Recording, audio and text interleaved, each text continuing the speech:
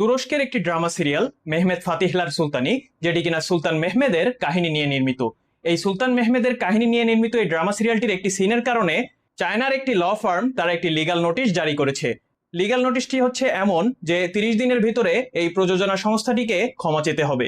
এই সিনটিতে দেখানো হয় আলিশির নববী নামে একজন কবি, যিনি কিনা ইয়ারকান ধানলি থেকে সুলতান মেহমেদের কাছে আসেন এবং তিনি সুলতান মেহমেদের কাছে এসে বলেন সেখানে উইঘুর মুসলিমদের উপরে কি পরিমাণ নির্যাতন চালানো হচ্ছে, তাদের পুরুষদের সেখানে দাসে পরিণত করা হচ্ছে এবং নারীদের পরিণত করা হচ্ছে দাসীতে। এই আলিশির নববী আফগানিস্তানে জন্মগ্রহণকারী একজন উইঘুর মুসলিম বা ইস্ট তুর্কিস্তানের একজন উইঘুর মুসলিম।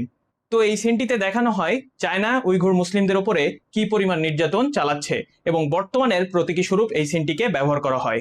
চায়নার এই ল ফার্মের লিগ্যাল নোটিশের উত্তরে এয়ুব গোখান ওজিয়াকিন, যিনি কিনা টিআরটি প্রযোজনা সংস্থার প্রযোজক, তিনি উত্তর দিয়েছেন যে উইঘুররা বা ইস্ট তুর্কিস্তানের মুসলিমরা মুসলিম উম্মার একটি এতিম অংশ, আমরা তাদেরকে দূরে সরিয়ে দিতে পারি না এবং আমরা যা করেছি তার জন্য আমরা অনুশোচনা বোধ করি না।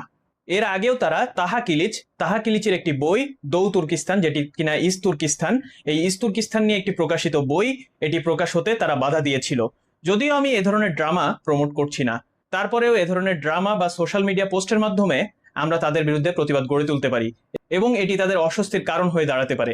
তো আপনারা বুঝতেই পারলেন এ ধরনের সোশ্যাল মিডিয়া পোস্ট বা এই ধরনের ক্ষুদ্র ড্রামা তাদের কতটুকু উদ্বিগ্নতার কারণ হয়ে দাঁড়াতে পারে। আমরা এই ধরনের সোশ্যাল মিডিয়া পোস্ট বা ক্ষুদ্র ড্রামার মাধ্যমে তাদের বিরুদ্ধে প্রতিবাদ গড়ে তুলতে পারি। গাজা, লেবানন থেকে শুরু করে উইঘুর মুসলিমদের বিরুদ্ধে যে গণহত্যা বর্তমানে চলছে তার বিরুদ্ধে আমরা সোশ্যাল মিডিয়া দিয়ে হলেও তাদের পাশে আমরা দাঁড়াতে পারি। তো আজকের ভিডিও এখানেই শেষ করছি। আরো এই ধরনের ভিডিও পেতে ডিফেন্স ডাইনামিক্সের সাথেই থাকুন। ডিফেন্স ডাইনামিক্স সত্য প্রচারে কুণ্ঠিত বোধ করে না। ভালো থাকুন, সুস্থ থাকুন।